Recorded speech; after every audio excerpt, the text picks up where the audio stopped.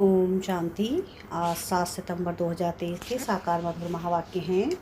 मीठे बच्चे, विचार सागर मंथन कर श्री कृष्ण और परमात्मा शिव के महान अंतर को स्पष्ट करो। क्या कहा प्यारे बाबा ने कि विचार सागर मंथन कर श्री कृष्ण और परमात्मा शिव के महान अंतर को स्पष्ट करो।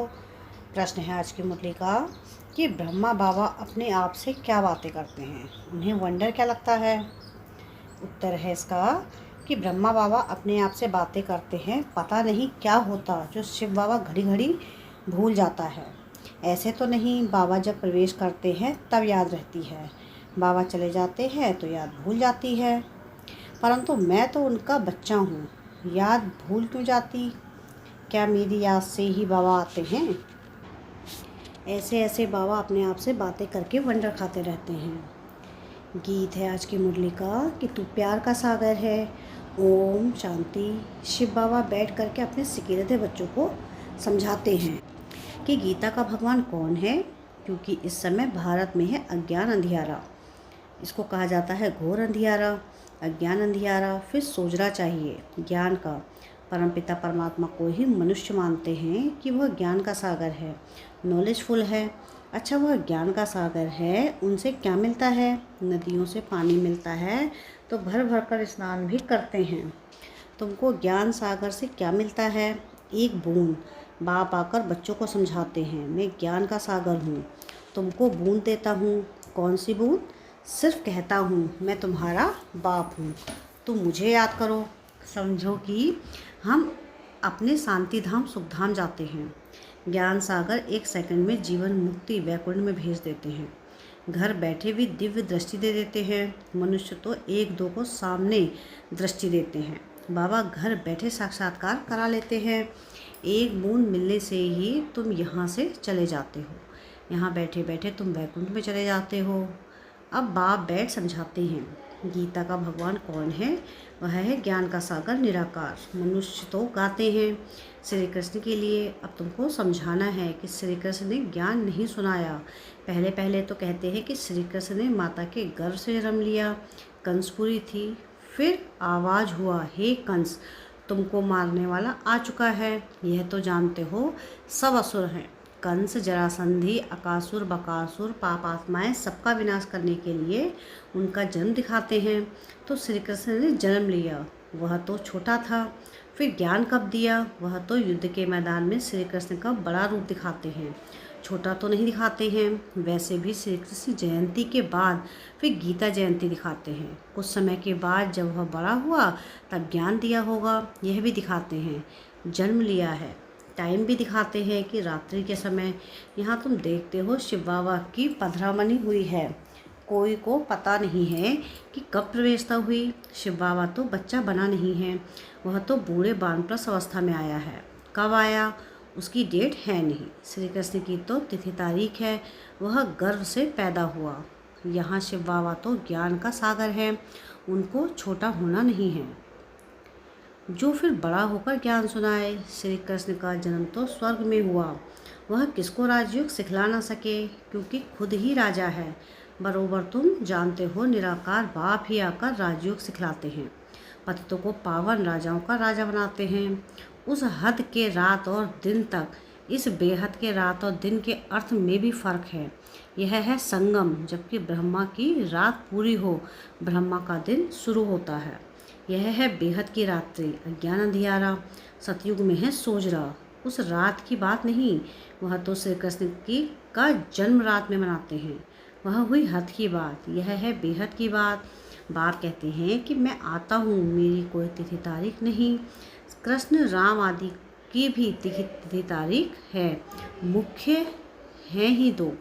अभी श्री कृष्ण जयंती आती है ना, उन्हों को समझाना है कि कृष्ण तो छोटा बच्चा है।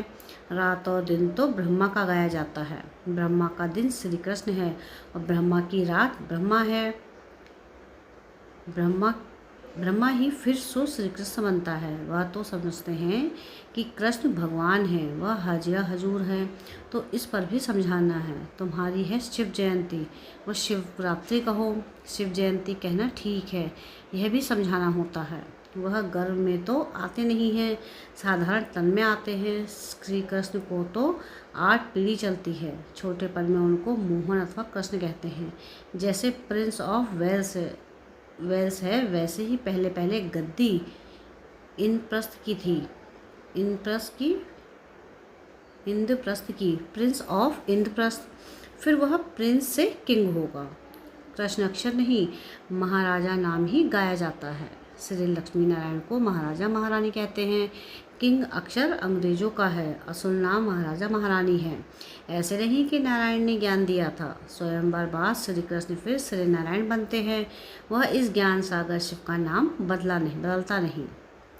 अब इस ज्ञान सागर शिव का नाम तो बदलता नहीं, एक ही नाम है उनका। वह तो रत तो बड़ा है, आने से ही ज्ञान सुनाना शुरू कर दिया है। यह ब्रह्मा तो कुछ नहीं जानते थे। समझ में आता है कि इनमें आया हुआ है जो साक्षात्कार कराते हैं, नॉलेज दे रहे हैं। यह साक्षात्कार का राज अथवा यह नॉलेज शुरू में पहले समझ में नहीं आती थी। बाबा अपना अनुभव बतलाते हैं। शुरू में बनारस गए तो दीवारों पर गोले आदि निकालते रहते थे, समझ में कुछ भी नहीं आता था यह क्या है, क्योंकि यह तो जैसे बेबी बन गए, नया जन्म लिया ना। कहते हैं ना कि बाबा हम 8-10 मास का आपका बच्चा हूँ, तो मैं भी बच्चा हो गया। तो पहले कुछ समझ में नहीं आता, वह ज्ञान की बातें ही और थीं। अगड़म बगड़म क्या क्या बैठ निकालते थे। अभी तो सीखते सीखते कितने वर्ष हो गए हैं, अभी बाप की बातें समझ में आती हैं। बच्चों को कृष्ण जयंती पर समझाना है। चित्र तो बरोबर है, झाड़ में ब्रह्मा का चित्र भी है। मक्खन तो यह हब कर लेते हैं, विश्व के मालिक पने का मक्खन माखन है। श्री कृष्ण तो सतयुग की प्रारब्ध लेकर आया है। श्री कृष्ण है सतयुग का पहला प्रिंस, फिर उनके बच्चे भी प्रिंस बनेंगे। यह है उनकी प्रारब्ध जो कलयुग में तो थी नहीं। तो यह सूर्यवंश की प्रारब्ध किसने बनाई? गाया जाता है ज्ञान सूर्य प्रगटा अज्ञान अंधेर विनाश। ज्ञान सागर तो शिव बाबा है, वह आए हैं और स्वर्ग की स्थापना कर रहे हैं। कॉन्ट्रास्ट बतलाना है। श्री कृष्ण कैसे गर्भ में आया दिखाते हैं कि वहाँ कंस जरासंधी आदि थे, परंतु वहाँ सतयुग में असुर तो हो ना सके। असुरों और देवताओं की लड़ाई दिखाते हैं, तो जरूर असुर कलयुग अंत में होंगे, देवताएं सतयुग आदि में होंगे। दोनों की लड़ाई तो लगी रही है। महाभारत लड़ाई बरोबर है, देवताएं तो यहाँ हो ना सके, असुरों में लड़ाई चली है। मुसलमानों का राज्य भी देखते हो, बरोबर यादव कौरव पांडव भी हैं। पांडव हैं नॉन वॉयलेंस युग वर्ल्ड वाले। यह तो रक्त की नदियाँ बहती रहती हैं, यहाँ तो रक्त की नदियाँ बहती रहती हैं। दुश्मनी तो है ना, पार्टीशन में रक्त की नदी अच्छी ही बही थी ना। भाई भाई की युद्ध हुई, भाई भाई तो है ना, लड़ाई उन्हों की लगती है, नहीं तो रक्त की नदियाँ कैसे बही। यह तो एक दो का खून करते हैं, तलवारें चलाते हैं, तब रक्त की नदी बहती है। और है यह संगम का समय, रक्त की नदियाँ बाद फिर घी की नदियाँ बहनी हैं। श्री कृष्ण को छोटा प्रिंस है, श्री कृष्ण तो छोटा प्रिंस है, उनको तो ज्ञान सागर कह नहीं सकते। देवताओं की महिमा तो गाई जाती है, सर्वगुण संपन्न मर्यादा पुरुषोत्तम। यह महिमा बच्चे की नहीं हो सकती, महिमा हमेशा राजा रानी की चलती है।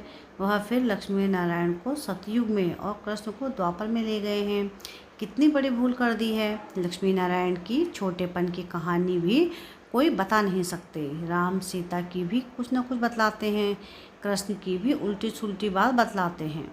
कुछ तो सुलटी कहानी भी बताओ। लक्ष्मी नारायण की तो महिमा गाई जाती है, सर्वगुण संपन्न, सुरा कला संपूर्ण, संपूर्ण निर्विकारी, मर्यादा पुरुषोत्तम, अहिंसा परमो धर्म। अच्छा, उन्हों को राज्य किसने दिया? मनुष्य का नाम सुन मूझ जाते हैं, लक्ष्मी नारायण कहने से तुम चले जाते हो सतयुग में। यह है नर से नारायण बनने की कथा, श्री कृष्ण बनाने की कथा नहीं कहते, इसको सत्यनारायण की कथा कहेंगे। सत्य कृष्ण की कथा नहीं कहा जाता। सच्चा बाबा ज्ञान सागर यह कथा सुनाते हैं। सारी सृष्टि के आदि मध्य अंत की कथा है, उसमें श्री लक्ष्मी नारायण की कथा भी आ जाती है। उनके 84 जन्मों की कथा दिखलाते हैं। श्री कृष्ण की कथा से बेड़ा पार हुआ।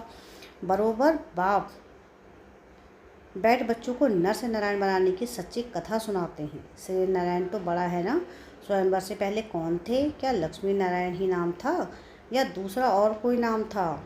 राधे कृष्ण, जिनका स्वयंवर बाद लक्ष्मी नारायण नाम रखा है। बाबा ऐसे निबंध देते हैं, फिर तुमको विचार सागर मंथन करना चाहिए। पहले नंबर की भूल है यह कि तुम जानते हो अभी है कलयुग, यादव कौरव पांडव भी हैं, कलयुग का समय भी है, कलयुग के बाद जरूर सतयुग होगा। बाप कहते हैं मैं गाइड बनाया हूँ, रावण के चंबे से छुड़ाए वापस ले जाने, आत्माओं को ही ले जाऊँगा। गाया जाता है कि आत्मा परमात्मा अलग रहे बहुकाल, ऐसे नहीं कि कृष्ण अलग रहे बहुकाल, महिमा ही उस निराकार की है। सुंदर मेला कर दिया जब वह सतगुरु मिला दलाल। यहाँ तो सब गुरु ही हैं, गाया हुआ है सतगुरु मिला दलाल। सत परमपिता परमात्मा दलाल के रूप में मिलते हैं।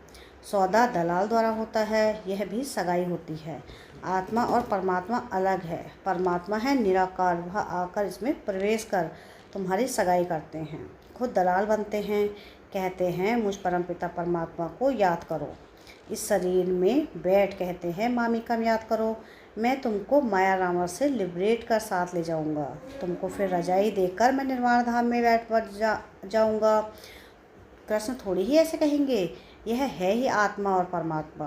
कृष्ण तो छोटा बच्चा है, बातें तो बहुत है समझाने की। तो बाबा ने समझाया है कैसे इसमें प्रवेशता हुई। फिर समझने लगा कि मैं राजाओं का राजा बनता हूँ। विष्णु का साक्षात्कार हुआ और दिल में बहुत खुशी हुई। फिर विनाश का साक्षात्कार भी हुआ, परंतु इतना समझ में नहीं आया। अभी समझते हैं कि बाबा ने यह साक्षात्कार कराया, तुम नर से नारायण बनेंगे, परंतु उस समय इतनी समझ नहीं थी जैसे बाबा रात को बतला रहे थे। पता नहीं क्या होता है जो शिव बाबा को याद करना भूल जाता हूँ। ऐसे तो नहीं, बाप जब प्रवेश करते हैं तब समझाता हूँ, तब समझता हूँ कि बाबा आया है, याद रहती है। बाबा चला जाता है तो भूल जाता हूँ। पॉइंट सुनाते हैं तो फील होता है, बेहद का बाप आकर सुनाते हैं, परंतु मैं खुद ही भूल जाता हूँ। क्या मेरी याद से ही आता है? ऐसे कहें मैं घड़ी घड़ी याद करता हूँ, भल आवे इसमें तो सबका कल्याण है। याद ही मुख्य हो जाती है, आए ना आए बाप को याद जरूर करना है। बाबा ने समझाया है कि गीता जयंती के बाद होती है कृष्ण जयंती। पहले है शिव जयंती, फिर गीता जयंती, फिर कृष्ण जयंती। शिव तो बड़ा है, फट से आया और गीता सुनाई, छोटा तो नहीं है। इन बातों पर विचार सागर मंथन करना चाहिए। कैसे हम समझाएंगे? पहले ख्याल करो कि शिव किसको कहते हैं, जिसकी रात्रि मनाई जाती है। सतयुग है श्री कृष्ण की राजधानी। नर से नारायण बनने की नॉलेज तो जरूर फादर ही देंगे, वह नॉलेजफुल है, और किसको नॉलेजफुल नहीं कहा जाता। God is knowledgeful. रचयिता बीज रूप है, वही ड्रामा की नॉलेज सुनाएंगे। ड्रामा कब शुरू होता है और फिर कब पूरा होता है किसको पता ही नहीं है। सतयुग से कलयुग अंत तक वर्ल्ड की हिस्ट्री ज्योग्राफी कैसे रिपीट होती है, यह कोई समझा नहीं सकते। सुनावे वह जो त्रिकालदर्शी हो। त्रिकालदर्शी तो कोई है नहीं सिवाय एक के, वही तुमको त्रिकालदर्शी बनाते हैं। अच्छा, मीठे मीठे सिके लधे बच्चों प्रति माता पिता बाप दादा का याद प्यार और गुड मॉर्निंग। रूहानी बाप की रूहानी बच्चों को नमस्ते। हम रूहानी बच्चों की रूहानी बाप दादा को याद प्यार गुड मॉर्निंग और नमस्ते। शुक्रिया प्यारे बाबा, शुक्रिया। धारणा के लिए मुख्य सार है। सार की पहली पॉइंट है कि मास्टर नॉलेजफुल और त्रिकालदर्शी बन श्री कृष्ण और परमात्मा शिव के महान अंतर को स्पष्ट कर घोर अंधियारे में निकालने की सेवा करनी है। सेकंड पॉइंट है कि बाबा जो ऐसे निबंध देते हैं उस पर विचार सागर मंथन करना है, ख्याल करना है, कैसे किसको समझाएं। वरदान है आज की मुरली का कि बुद्धि के चमत्कार द्वारा आकार में साकार का अनुभव करने वाले दिलाराम के दिलरुबा भव। कई बच्चे आए भल पीछे हैं, लेकिन आकर रूप द्वारा भी अनुभव साकार रूप का करते हैं। ऐसे अनुभव से बोलते हैं कि हमने साकार में पालना ली है और अब भी ले रहे हैं। तो आकर रूप में साकार का अनुभव करना यह बुद्धि की लगन का, स्नेह का प्रत्यक्ष स्वरूप है। यह भी बुद्धि के चमत्कार का स्वरूप सबूत है। ऐसे बच्चे ही दिलाराम बाप के समीप दिलाराम के दिलरुबा हैं, जिनके दिल में सदा यही गीत बजता है कि वह मेरा बाबा वह। स्लोगन है आज की मुरली का कि त्यागी आत्मा के हर कर्म व कदम में सफलता समाई हुई है। क्या है स्लोगन आज का? कि त्यागी आत्मा के हर कर्म व कदम में सफलता समाई हुई है। अच्छा, ओम शांति।